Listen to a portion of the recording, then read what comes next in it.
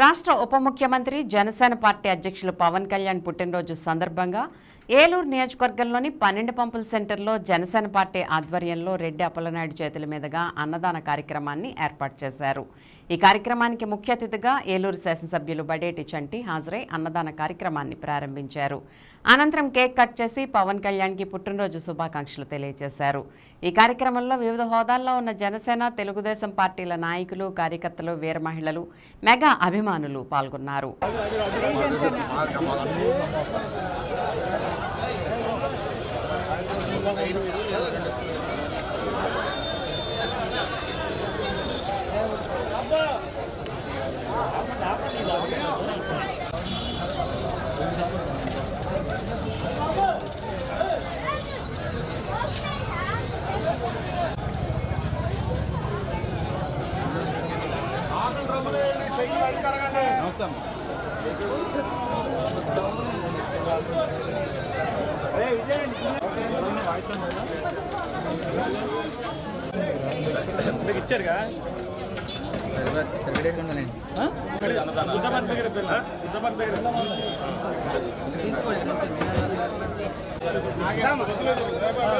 మరి ఈరోజు పవన్ కళ్యాణ్ గారి 54వ జన్మదిన సందర్భంగా మరి ఏలూరు నియోజకవర్గంలో ఉదయం నుంచి కూడా అనేక సేవా కార్యక్రమాలు జరుగుతున్నాయి।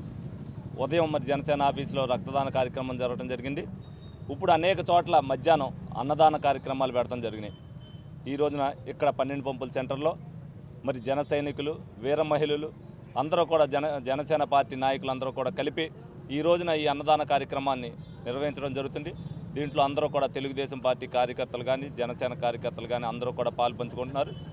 ఏదైతే ఒక సేవా మార్గాన్ని ఎన్నుకొని ప్రజలకు ఉపయోగపడే కార్యక్రమాలు చేయాలనుకుంటున్నారో ఈ స్ఫూర్తితో ప్రజలు కూడా ముందు అడిగేసి వేరే మనిషికి సాయం చేయాలి అనే మనస్తత్వం కలగాలనే ఉద్దేశంతోనే ఈ కార్యక్రమాలు నిర్వహించడం జరుగుతుంది।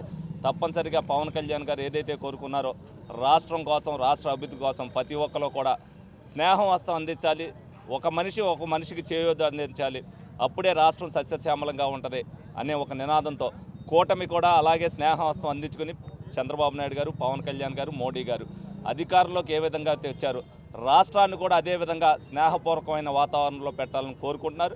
వారి ఆశయాలు కానీ వారి అడుగుజాలలో కానీ మేమందరం కూడా తెలుగుదేశం పార్టీ అవ్వచ్చు బీజేపీ అవ్వచ్చు జన సైనికులందరం ఈ స్ఫూర్తిని ప్రజల్లోకి తీసుకెళ్లాలని ప్రతి కార్యక్రమం కూడా నిర్వహించడం జరుగుతుంది। ప్రజలు కూడా ఇదే విధంగా పాలు పంచుకుంటూ రాష్ట్రాన్ని ఎదరికి తీసుకెళ్లాలని మనస్ఫూర్తిగా కోరుకోవడం జరుగుతుంది। తప్పనిసరిగా పవన్ కళ్యాణ్ గారి జన్మదినం ఈ రోజున జరుపుకుంటున్న ఆయన 100 ఏళ్ళు ఉండాలి, ఆయన ఆశయాలు ప్రజల్లోకి వెళ్ళాలి, తప్పనిసరిగా కూడా అందరూ బాగుండాలి అనే ఆయన నినాదం ప్రజల్లోకి చొచ్చుకెళ్ళాలని చెప్పి మీ అందరినీ కూడా కోరుకోవడం